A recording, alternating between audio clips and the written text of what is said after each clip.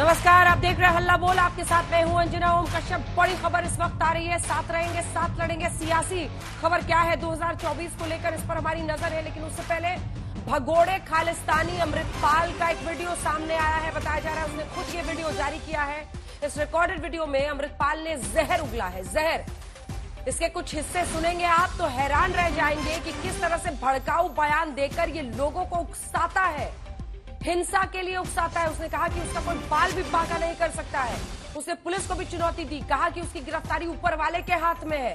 वो पंजाब सरकार, पंजाब पुलिस पर भी बेहद हमलावर है और इसी के साथ साथ अपने पुराने काम में लग गया है, लोगों को भड़काना। इससे पहले कि हम आगे बढ़े, सुना देते हैं आपको कुछ हिस्से जो इसके हम सुना सकते हैं। अमृतपाल ने कैसे उकसाया है और कैसे कहा है वो इसका बाल बांका नहीं कर सकता। कि जिहड़ी गिरफ्तारी की गल है वो सतगुरु सच्चे पातशाह दे हत्थ है। मैं चढ़दी कलां च हां, कोई मेरा वाल विंगा नहीं कर सकिया। सतगुरु सच्चे पातशाह ने बिखड़े पैंडे ते तोरिया, प्रीख्या लई है, पर उस मालक ने चोजी प्रीतम ने बहुत साथ दिता है। ऐसा उन्हें मेरी कृपा की है कि जिहड़ी बयान तो बाहर है, एडे वड्डे घेरे तो निकल जाना, ये बड़ी वड्डी दयानतदारी सी सतगुरु सच्चे पातशाह दी। तो देखिए शख्स का कॉन्फिडेंस है खालिस्तानी और किस तरह से ये अब भी यही कह रहा है कि कोई इसका बाल बांका नहीं कर सकता। हालांकि कई हल्कों से खबर आ रही थी कि इसने कई शर्तें भी रखी है सरेंडर के पहले, इंटरव्यू की भी बात है, लेकिन खुद उसने ये रिकॉर्डेड वीडियो जारी किया है। अमृतपाल का क्या होता है इस पर हमारी नजर बनी रहेगी। लेकिन अब हल्ला बोल में बात करेंगे सत्ता पक्ष और विपक्ष के बीच बढ़ते टकराव की और बीजेपी की चुनौतियों से निपटने के लिए विपक्षी मोर्चेबंदी की। लगातार 12वां दिन संसद की कार्यवाही ठप रही। विपक्ष के सांसद काले कपड़े पहनकर संसद में पहुंचे, अडानी पर जेपीसी की मांग के नारे लगते रहे। दूसरी ओर बीजेपी अब राहुल के बयान पर सियासी तीर चला रही है। पक्ष विपक्ष में बढ़ती तनातनी के बीच विपक्षी पार्टियां एकजुट होने का दावा तो कर रही हैं, लेकिन हकीकत क्या है ये हम आपको दिखाएंगे। अपना अपना मोर्चा है, अपने अपने दावे हैं। आप मेरे एक तरफ देख रहे हैं कि विपक्ष में कितने मोर्चे की तैयारी है। हमने कुछ तस्वीरें आपके लिए रखी है जिससे आप समझेंगे। मोर्चा नंबर 1 में कांग्रेस अगुवाई कर रही है, जिसमें शरद पवार, उद्धव ठाकरे, तेजस्वी यादव, स्टालिन की संभावना दिखती है। मोर्चा नंबर 2 जो हमने आपको दिखाया शरद पवार के साथ। अब मोर्चा नंबर 3 हम आपको दिखाते हैं, जिसमें आप देख रहे हैं केसीआर की अगुवाई दिखती है, जिसमें केजरीवाल, नीतीश, अखिलेश साथ हो सकते हैं। मोर्चा नंबर 4 ममता बनर्जी की अगुवाई दिखती है, जिसमें अखिलेश यादव उनके साथ रह सकते हैं। उड़ीसा के सीएम से भी मिली है ममता बनर्जी। मोर्चा नंबर 5 केजरीवाल की अगुवाई, जिसमें हाल में उन्होंने 8 गैर कांग्रेसी मुख्यमंत्रियों को न्योता दिया है, G8 बताया जा रहा है। दूसरी तरफ आप देख रहे हैं कि कब विपक्ष ने, किस नेता ने मोर्चेबंदी की, क्या क्या कोशिशें अब तक की है, क्या आयोजन किया है। आज हम विपक्षी एकता, मोदी के खिलाफ विपक्ष की तैयारियों पर चर्चा करेंगे। प्रधानमंत्री ने किस तरह से 10 बड़े हमले, शायद 2023 के सबसे बड़े हमले विपक्ष पर प्रधानमंत्री नरेंद्र मोदी की तरफ से किए हैं, वो भी इस रिपोर्ट में देखिए, फिर चर्चा की शुरुआत।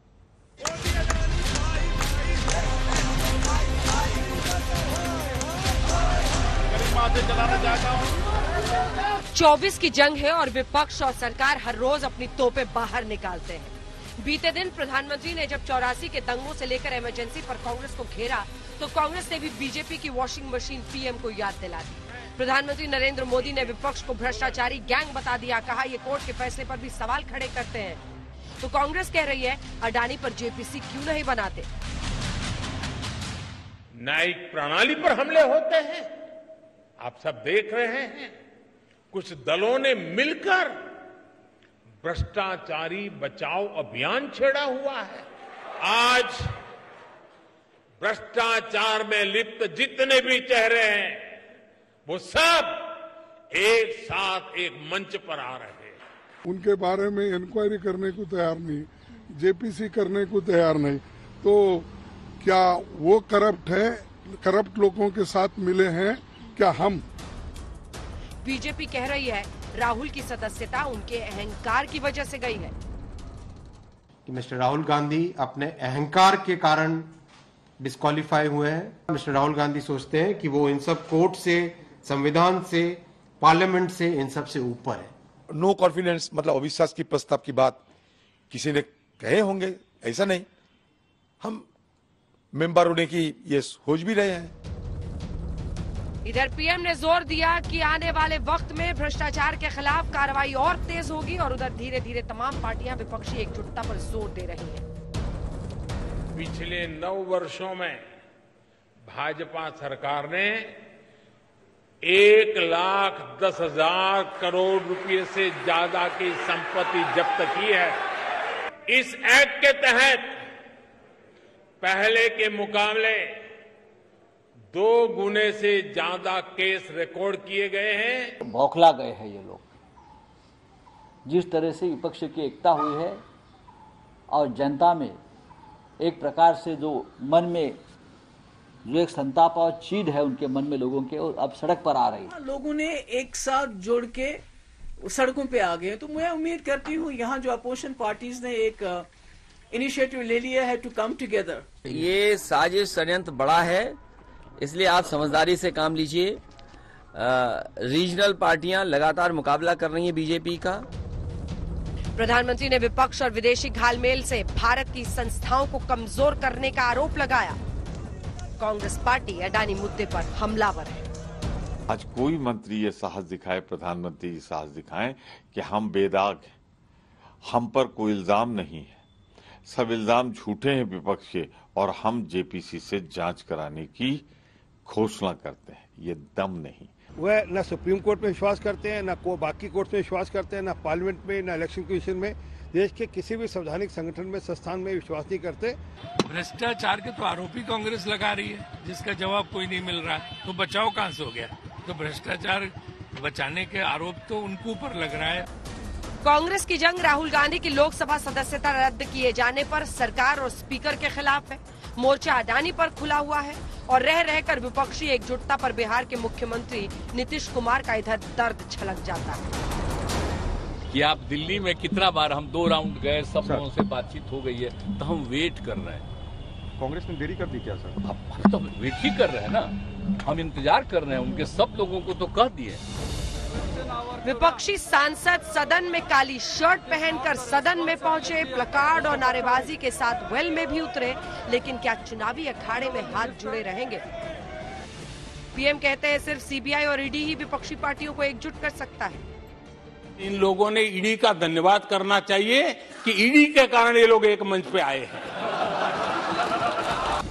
आज तक ब्यूरो। तो पीएम ने ऐसी ही टिप्पणी की थी विपक्षी नेताओं पर। अब गौरव भाटिया, राष्ट्रीय प्रवक्ता बीजेपी के, हमारे साथ बहस के लिए जुड़ गए हैं। आलोक शर्मा जी हमारे साथ प्रवक्ता कांग्रेस पार्टी के जुड़ रहे हैं। अनुराग भदौरिया प्रवक्ता समाजवादी पार्टी के जुड़ रहे हैं। ए.के. वाजपेयी प्रवक्ता एलजेपी के हमारे साथ चर्चा में जुड़ रहे हैं। गौरव भाटिया जी, पहला सवाल आप ही से है और वो सवाल मैं पूछूंगी जब मैं ये हिस्सा सुना दूंगी। हेमंत बिस्वा शर्मा ने, असम के मुख्यमंत्री ने, जो राहुल गांधी को लेकर कांग्रेस पर जोरदार हमला किया है, पहले वो सुना देते अपने दर्शकों को, फिर गौरव जी पहला सवाल आपसे सुनाइए। কালি যদি মোৰ ওপৰত যদি কোনোবা কোৰ্টে কনভিকশন দিয়ে, will the BJP MLA will wear a black flag and demonstrate? No, we will go to High Court, we will go to Supreme Court, we will go to the Session Court, but we will never defy judiciary. तो हेमंत बिस्वा शर्मा ये कह रहे हैं कि अगर किसी के खिलाफ कार्रवाई हो रही है, कोर्ट में मामला आगे बढ़ रहा है, तो वो जुडिशरी में जाएगा, हायर कोर्ट में जाएगा, वो काली शर्ट पहन के विरोध में। लेकिन विपक्ष का ही कहना है, ये देखिए राहुल को लेकर असम के मुख्यमंत्री हेमंत बिस्वा शर्मा का ये हमला है, कोर्ट दोषी मानेगा तो क्या काले कपड़े पहनेंगे? वो कह रहे हैं अगर बीजेपी का भी कोई विधायक होगा और कोर्ट दोषी करार देगा तो आप काली शर्ट पहन के वेल में पहुंचेगा वो बीजेपी का विधायक, या फिर वो कोर्ट जाएगा?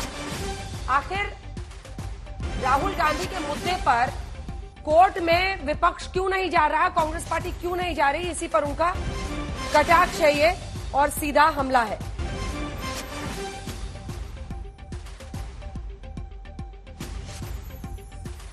काले कपड़े पहनने से कुछ नहीं होगा, कोर्ट जाना होगा। गौरव जी बिल्कुल सही बात। लेकिन सवाल तो सुन लीजिए, ने कही, आप सुन पा रही हैं? सुन लीजिए, बिल्कुल सुन पा रही हूँ।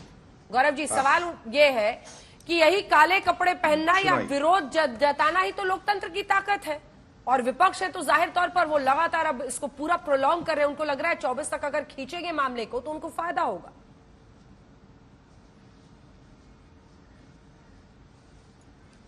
अंजना जी, देखिए जो हेमंत जी ने कहा बिल्कुल सही बात कही। हर नागरिक यही सवाल पूछ रहा है कि अगर आपको किसी न्यायालय के आदेश से दिक्कत है, परेशानी है, आप असहमत हैं, तो आप अपील करिए।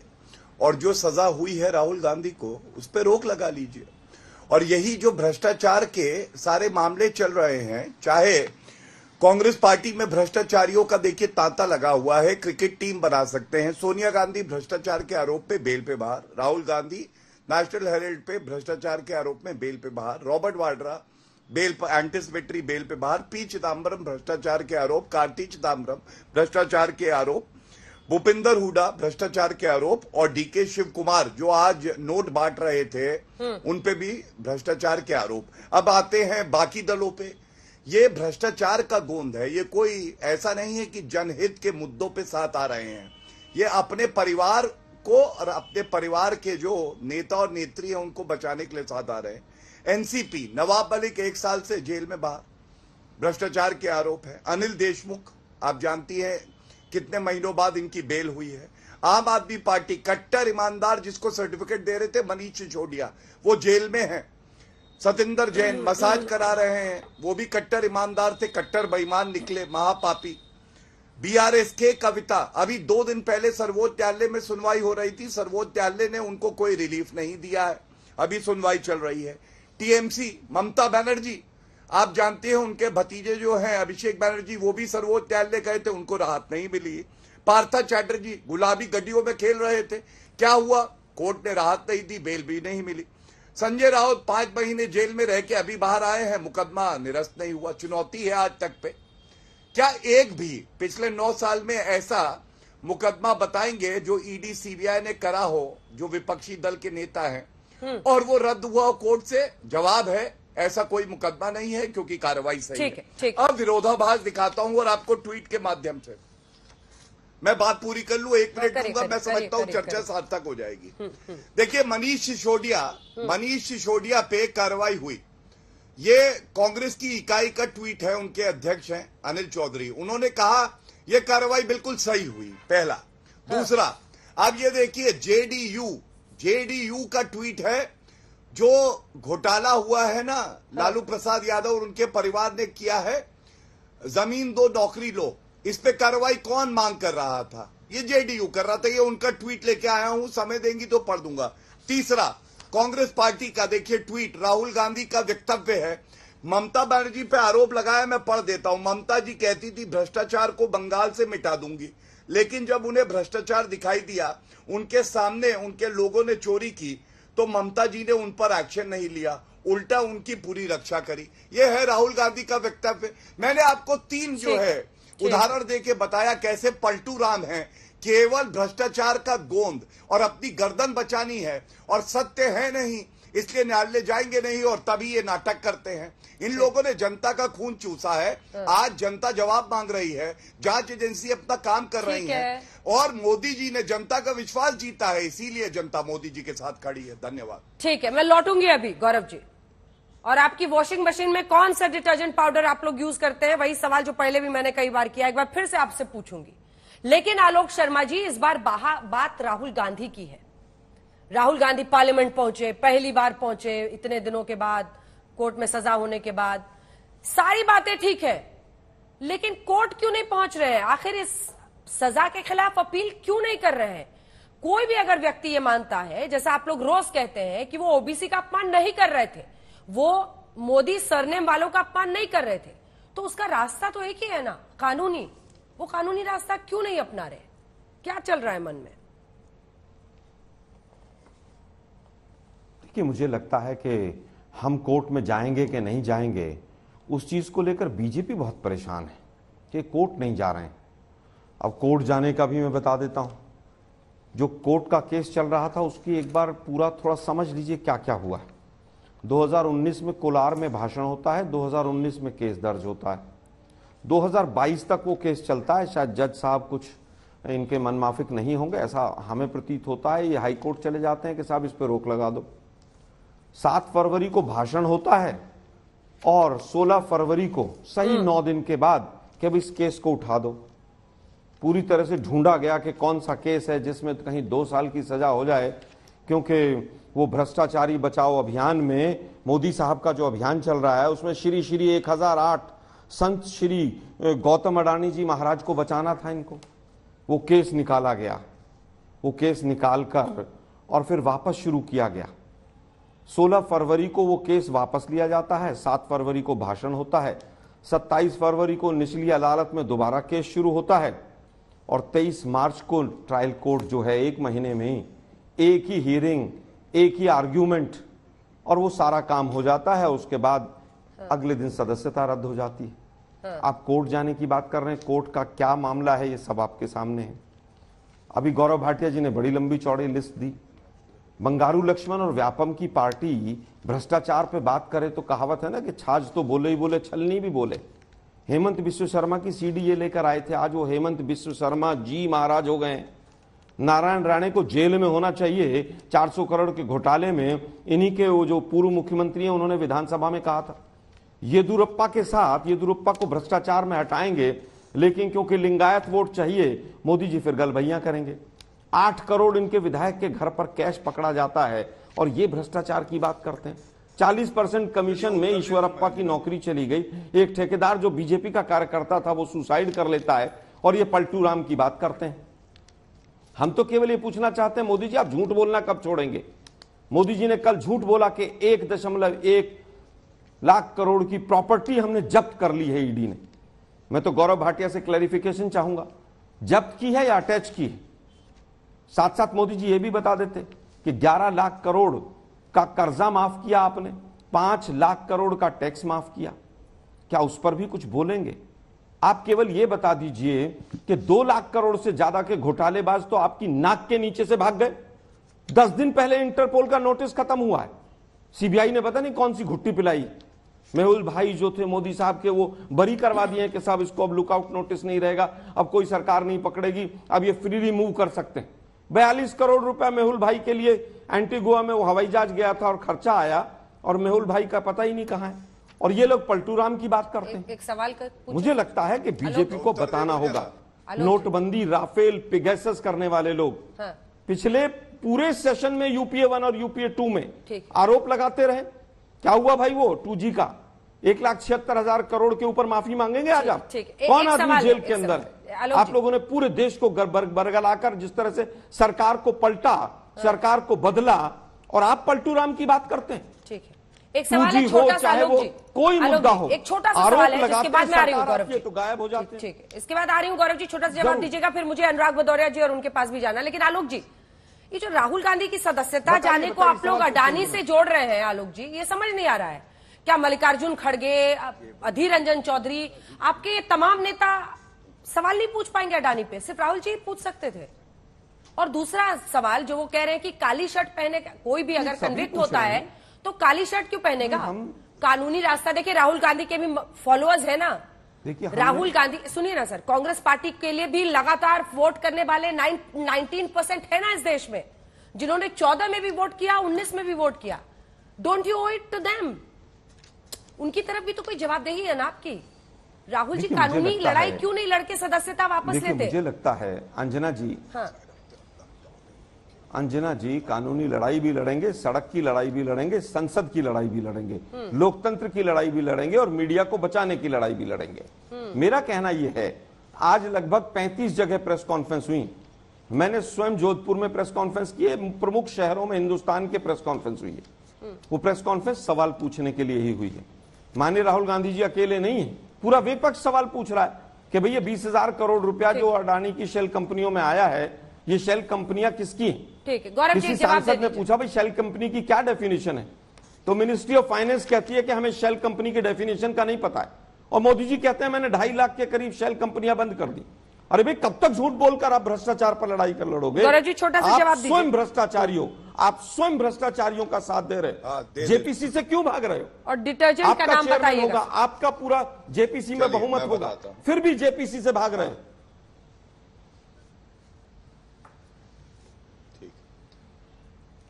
देखिए अंजना जी, ये तथ्य पूरे देश के सामने आना चाहिए। सबसे ज्यादा भ्रष्टाचारी परिवार राजनीति में कौन सा है? गांधी परिवार। 3 सदस्य भ्रष्टाचार के आरोप में बेल पे बाहर, और भ्रष्टाचारी श्री 1,08,000 भ्रष्टाचारी श्री 1,08,000 लगाकर भाग जाना। शांत कराइए इनको, अरे इस तोते को शांत कराइए। भ्रष्टाचारी ये तोता वही है ना जो सीबीआई को पिंजरे का तोता बना रहा था, ये वही वाला तोता है। इसकी गर्दन तोड़ना आवश्यक है, ये भ्रष्टाचारी है। एक सेकंड प्लीज, उसको इससे पहले कि तूतू मैमे की शुरुआत हो, मैं आप दोनों को कह रही हूं कि प्लीज अपनी अपनी भाषा पर संयम रखिए। ये समझिए कि हर उम्र के लोग टीवी देखते हैं और कोई आपकी गंदी भाषा न सुनना चाहता है, न एक दूसरे पर इस तरह के हमले देखना चाहता है। ये बिल्कुल गलत है किसी भी नैतिकता के पैमाने और धुरी पर कि आप लोग एक दूसरे के लिए अभद्र भाषा बोले। प्लीज मत बोलिए, प्लीज इशू पे स्टिक कीजिए, और अगर आपके बात में दम होगा तो जनता आपके साथ आएगी, लेकिन कोई मतलब नहीं बनता कि हम लोग अभद्र भाषा एक दूसरे के लिए बोले। मैं तो आपसे ये पूछ रही थी गौरव जी, एक बार दिखाइएगा रेड्डी ब्रदर्स हो, ये हेमंत बिस्व शर्मा का जो मामला था, एक एक करके जो ग्राफिक्स दिखा रहे थे वो दिखा दीजिए। जवाब दीजिए, लेकिन मेरे प्रश्न का भी जवाब दीजिएगा। ये सारे लोग किस डिटर्जेंट से धुल के साफ हो जाते हैं? बीएस या दुरप्पा? रुकिए सर, रुकिए। रेड्डी ब्रदर्स 16,500 करोड़ रुपए का जो खनन घोटाले था उसकी जांच बंद कर दी गई है। हेमंत बिस्व शर्मा अमेरिकी कंपनी घूसखोरी कांड की जांच ठप। बताइए। अंजना जी, पहले आपने कांग्रेस के प्रवक्ता को उत्तर देने का पूरा समय दिया, उसके बाद आपका प्रश्न आया था, अगर मैंने सही देखा और सुना। इसी तरह से जब मैं उत्तर दे रहा हूं उनके 5 मिनट के भाषण का, और वो प्रधानमंत्री जी के लिए अपशब्द बोलते हुए श्री और समझा रहे हैं, और मैं बता रहा हूं भ्रष्टाश्री 1,08,000 कौन है और वो कूद पड़े, तो उनको चुप कराना चाहिए आपको। कोई अमर्यादित भाषा नहीं, बल्कि तथ्यों के साथ रख रहा हूं। देखिए, नेशनल हेराल्ड घोटाला हुआ, भ्रष्टाश्री 1,08,000, राहुल गांधी सुप्रीम कोर्ट गए सोनिया गांधी जी के साथ, मेरे हाथ में आदेश है। सुप्रीम कोर्ट ने उनकी याचिका को निरस्त किया, कहा केस आगे चलता रहना चाहिए। मतलब न्यायालय ने पाया प्रथम दृष्टया केस चल रहा है। दूसरी बात, क्या यह सत्य नहीं है कि मैंने इनको दिखाया कि ममता बनर्जी को भ्रष्टाचारी बता रहे थे राहुल गांधी स्वयं, लेकिन आज साथ साथ खड़े हैं, तो क्या यह भ्रष्टाचार का गोंद नहीं है? मैंने तीसरा एक उदाहरण दिया, मैंने बताया मनीष सिसोदिया गिरफ्तारी होती है, कांग्रेस पार्टी के अनिल चौधरी कहते स्वागत है। अंजना जी, ये बताइए ये क्या पैमाना होगा कि अगर राहुल गांधी, सोनिया गांधी, रॉबर्ट वाड्रा देश को लूटे, गरीब का रुपया क्राइम मास्टर गोगो की तरह खा जाए और उन पे कार्रवाई हो, तो ईडी सीबीआई गलत कार्रवाई कर रही है। लेकिन अगर मनीष सिसोदिया जो उनके विपक्षी दल के हैं उन पे कार्रवाई हो तो ठीक है। इसका मतलब ईडी सीबीआई न्याय संगत कार्रवाई सब पे कर रही है, तभी न्यायालय हस्तक्षेप नहीं कर रहा।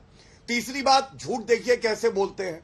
2G का घोटाला हुआ, 200 से ज्यादा लाइसेंस रद्द हुए, और सुप्रीम कोर्ट का वो फैसला आज भी हम सबके समक्ष है, वो लाइसेंस वापस नहीं मिले। इसका मतलब आप सोचिए कितने लाखों करोड़ की इन्होंने रिश्वत ली, घूस ली होगी कि इस तरह से लाइसेंस बांटे 2G के।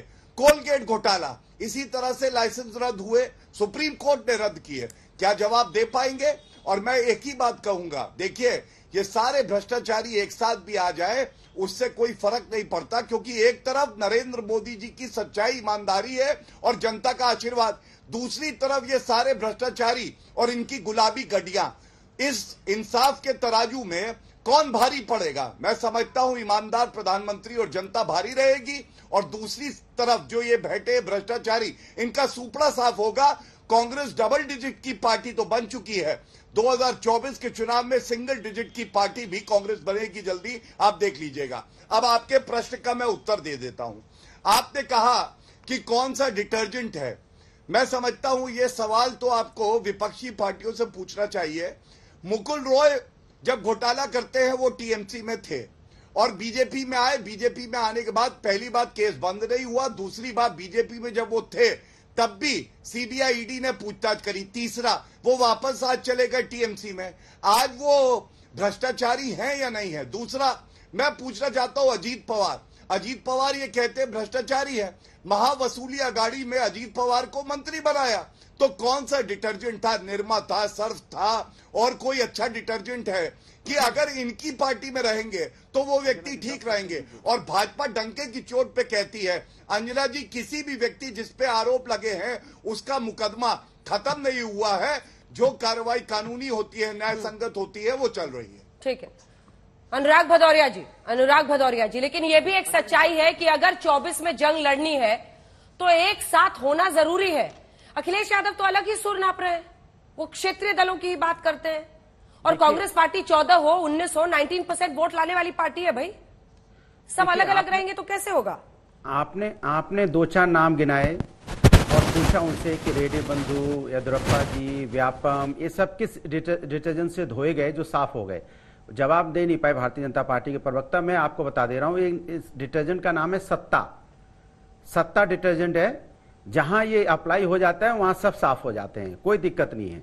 जिस तरह से आपने शिवसेना के देखिए, शिवसेना के विधायकों पे भारतीय जनता पार्टी उस समय कितना हमलावर होती थी कि उनमें भ्रष्टाचार के आरोप लगाते थे। वही सिंधे गुट के साथ मिलके सत्ता बना लिया तो उन पे सत्ता का डिटर्जेंट लग गया, साफ हो गए। ये भारतीय जनता पार्टी है। मैं तो आपको कहता हूं, गलत को जो गलत कहने के अंदर जिसमें क्षमता नहीं है उसकी प्रतिभा समझिए बेकार है। आज हिंदुस्तान को जरूरत है कि गलत को गलत कहें। आज कोई व्यक्ति देश से बड़ा नहीं हो सकता, कोई पार्टी देश से बड़ी नहीं हो सकती, लेकिन देखने को मिल रहा है कि व्यक्ति देश से बड़ा हो जाए। आप बार बार ये सवाल पूछते हैं कि भाई आज विपक्ष क्यों एक है? क्योंकि विपक्ष इसलिए एक है क्योंकि देश बचाने की जरूरत है। एक है? लोकतंत्र बचाने की जरूरत है। सुन तो लीजिए, लोकतंत्र बचाने की जरूरत है, बिल्कुल। देश के उस मुद्दों पे सुन लीजिए, देश के जो देश के मुद्दे हैं जहां लोकतंत्र खतरे में आता है, जहां महंगाई की बात होगी, जहां बेरोजगारी की बात होगी, जहां किसानों की बात होगी, जहां देश के ऊपर कोई किसी तरह का, जैसे आप देख रहे हो लगातार लोकतंत्र पे हमलावर है, काल्पनिक बातें कर रहे हैं, तो विपक्ष एक साथ नजर आएगा आपको।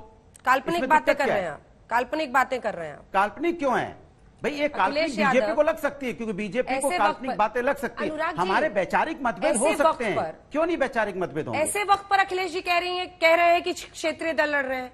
नीतीश कुमार बता रहे हैं कि मैंने कांग्रेस पार्टी के नेताओं से बात की है, मैं अभी तक इंतजार ही कर रहा हूं, उनका दर्द छलक रहा है। तो ये कहां है फिर? अब मैं आपसे कह रहा हूं ना, आपने देखा पार्लियामेंट के अंदर क्या आपको विपक्ष एक साथ नजर नहीं आया? नहीं, टीएमसी नहीं आई बैठक के लिए, नहीं नजर आया। टीएमसी नहीं आई खड़गे साहब की बैठक में। अरे मेरी बात सुन लीजिए, लेकिन जब प्रदर्शन में तो देखने को मिला साथ में कि नहीं मिला। अब देखिए भारतीय जनता पार्टी के साथ दिक्कत क्या है पता है?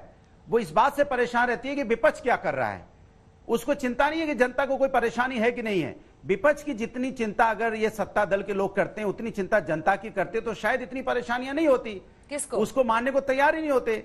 ये तो बात इनकी नहीं है, ये परेशान है। अब जैसे हमने कहा कि क्षेत्रीय दल, चूंकि उत्तर प्रदेश के अंदर में हम सबसे बड़े दल हैं, और जब हम सबसे बड़े अपोजिशन में सबसे बड़े दल हैं और मेन अपोजिशन है, और हमारी अपनी वहां पे 38% वोट है, तो हम कहेंगे ना किसी जो राष्ट्रीय पार्टी है कि आप मेरी मदद कीजिए, तभी भारतीय जनता पार्टी को हराना आसान होगा। तो इसमें क्या बुरा है? इसमें मदद करनी भी चाहिए जो यहाँ बड़े दल हैं, क्योंकि राष्ट्र बचाने की बात है ना। तो जब राष्ट्र बचाने की बात आएगी तो सबको एक साथ आने की जरूरत है ना। जो जहां मजबूत है उसे मजबूती से लड़ने दीजिए और उसकी मदद कीजिए। तो इसमें क्या गलत कहा? वाजपेयी जी, विपक्ष बार बार ये कह रहा है बीजेपी क्यों परेशान है विपक्षी एकजुटता पर? वो कह रहे हैं कि जेपीसी की मांग पर सब एक साथ है। बीजेपी परेशान बिल्कुल सही है। बीजेपी परेशान इसलिए है कि इस बार हमको 350 के पार जाना है, उसमें लगे हुए हैं वो। मतलब एक बार समझ लीजिए, परेशान ठीक कह रहे हो आप हैं, लेकिन टारगेट उनका 350 के पार का है।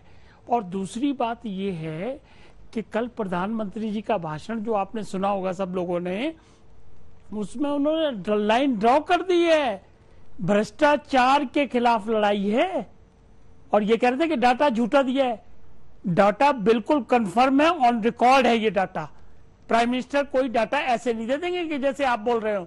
आलोक शर्मा जी, डाटा चेक कर लिए, प्रॉपर्टी अटैच हुई है, 1.5 लाख करोड़ की अटैच हुई है बकायदा, और बकायदा पीएमएलए एक्ट के अंदर अटैच हुई है। तीसरी बात यह है कि विपक्ष का अटैच होना, अरे हिंदी में जब्त कहते हैं और उसको अटैच कहते हैं। जब्त नहीं हुई है, अटैच। वही ये टेक्निकल कोर्ट में जाके कर लो ना। ये राहुल गांधी का डिस्क्वालिफिकेशन ठीक करा लो, डिस्क्वालिफिकेशन ठीक करा लीजिए। आके अगर कोर्ट में हुआ था, जब्त कर लेना और अटैच कर लेना में दोनों में 5,000 सुनिए ना, वाजपेयी जी किसके पहले अटैच होंगी उसके बाद कॉन्फिस्केट होती हैं, प्लीज अंडरस्टैंड। और उन्होंने जो बात डाटा दिया है बिल्कुल सही डाटा दिया है, उसको छोड़िए, चेक कर लीजिए जाके आप। हम ये कह रहे हैं जब्ती एक एक करके वो भी आ जाएंगे, बात बोल लीजिएगा। वो तो 10 लाख करोड़ के, अरे वो 10 लाख करोड़ के आएंगे। 700 करोड़ की शिव कुमार के कर्नाटका वाली की भी अटैच हुई हुई है।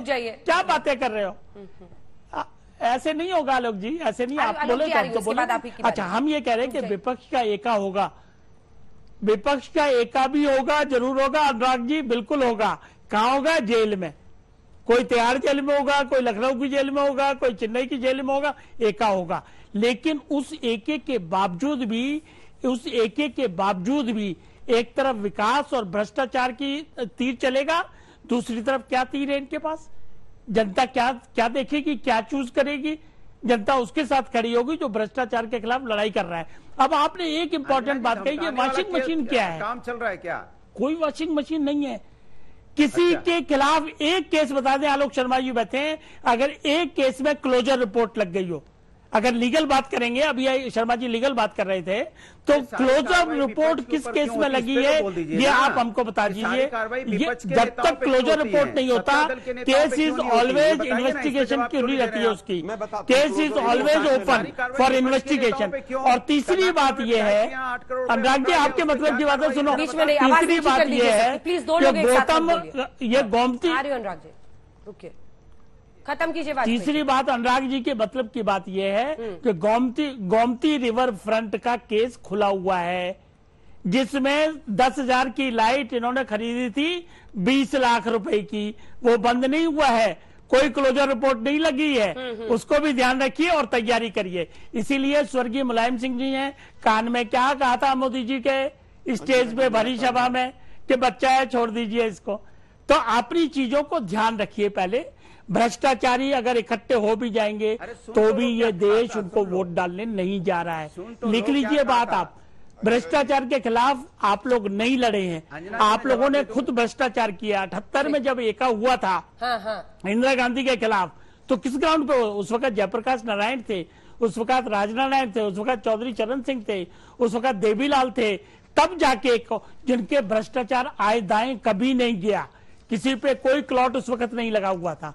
तो ये बातें बेकार की बातें कर रहे हो। जनता विकास को मैं अगर गिनाना शुरू कर दूं, रोज गिनाया जाता है, तो उसका जवाब क्या दोगे? 80 करोड़ लोगों को जिनको 10 किलो राशन मिल रहा है, वो किसको वोट डालेंगे?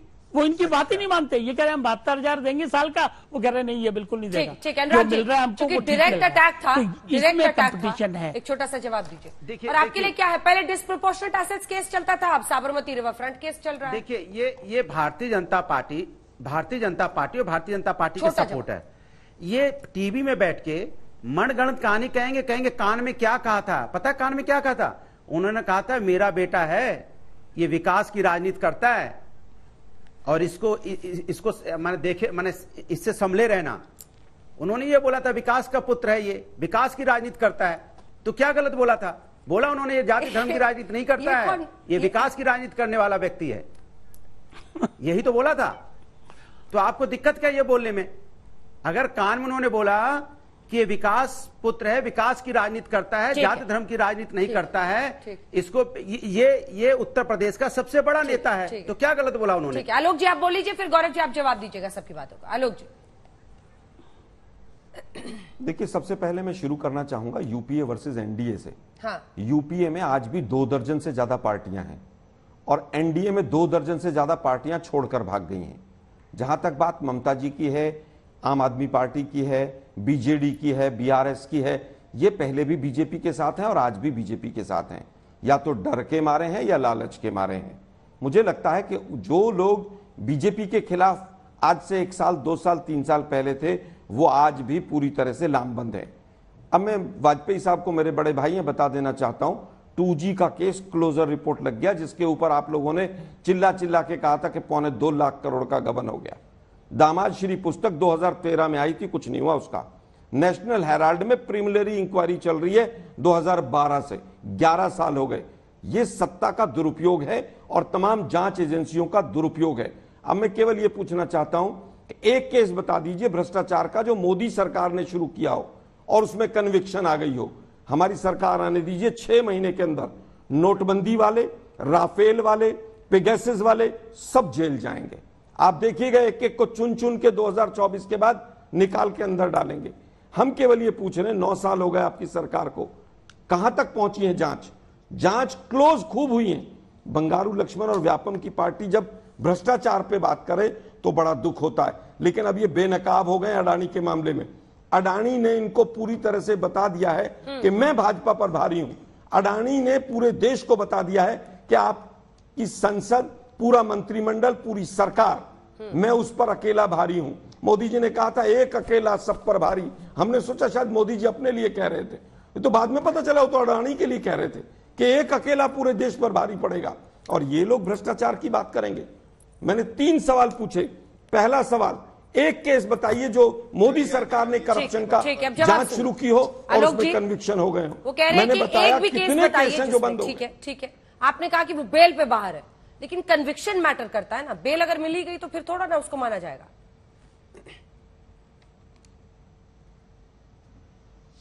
देखिए, कुछ तथ्य मैं बता दूं।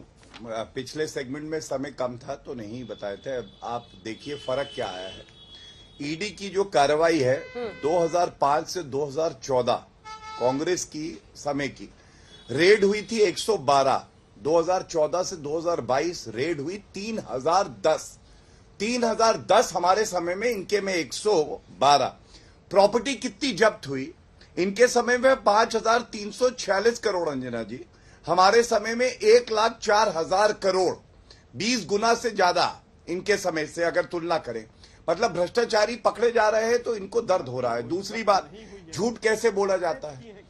2G घोटाला जो हुआ, सुप्रीम कोर्ट ने 2G के जो लाइसेंस थे वो रद्द किए, वो रद्द रहे, दोबारा से उनका आवंटन हुआ, ज्यादा रुपया आया कोष में। इनको ये भी नहीं पता, कहते नुकसान क्या हुआ।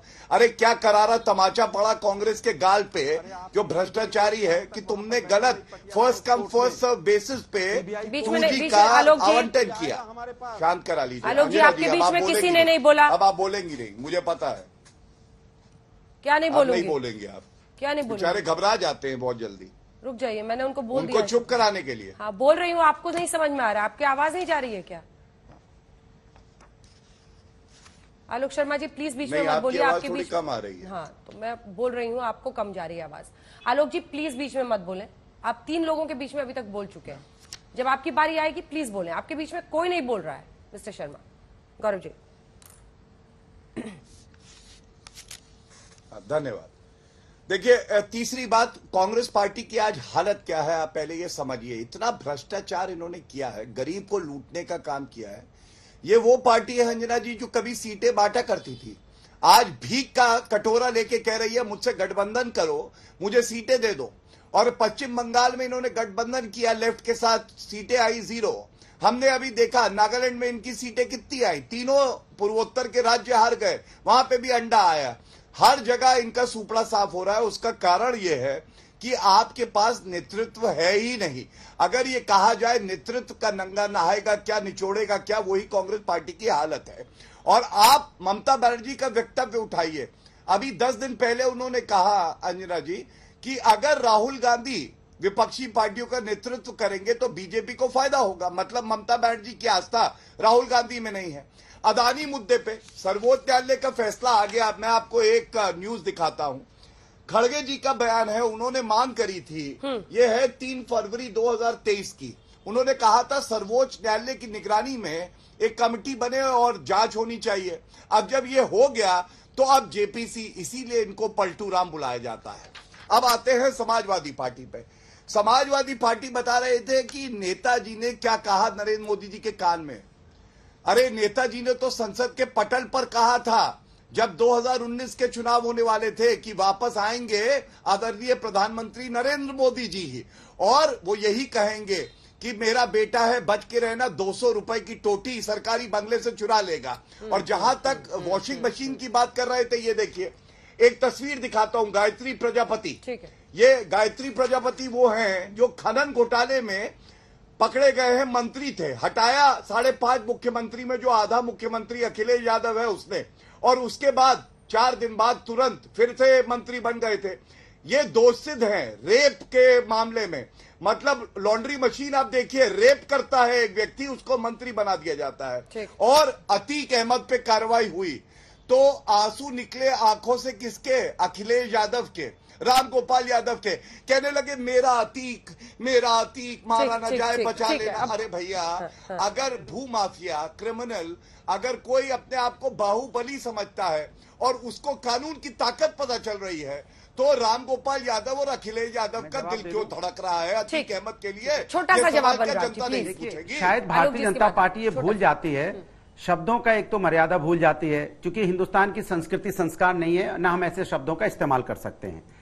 एक बात। दूसरी बात, देश संविधान और न्यायपाल का चलता है। तीसरी बात, अगर हम पलट के पूछ देंगे कि उन्नाव वाले विधायक जी का क्या नाम है जिसपे चार्जेस लगे थे, आपका जवाब है कानपुर में मां बेटी जिंदा जल गई, क्या किया था आपने? और एक मंत्री जी के बेटे ने 4 लोगों को रोन दिया, क्या हुआ उसके बारे में? कोई जवाब है? नहीं कोई जवाब है। और मैं पूछ लूंगा कि 50 टॉप क्या पीएम का, बीजेपी का, सरकार का भ्रष्टाचार के मुद्दों पर वार विपक्ष को लाचार कर रहा है? छोटा सा, ठीक है अनुराग जी, वार तो कर ही नहीं रहे, किसी ने क्या कहा, किसी ने नहीं कहा। 2 सीनियर लोग याद होगा आपको हेमंत बिश्व शर्मा से एक सवाल। सर वक्त हमें इतने की इजाजत देता है। आप सभी का बहुत धन्यवाद हमारे साथ जुड़ने के लिए। आप देखते रहिए आज तक HD, सबसे तेज सबसे ज्यादा।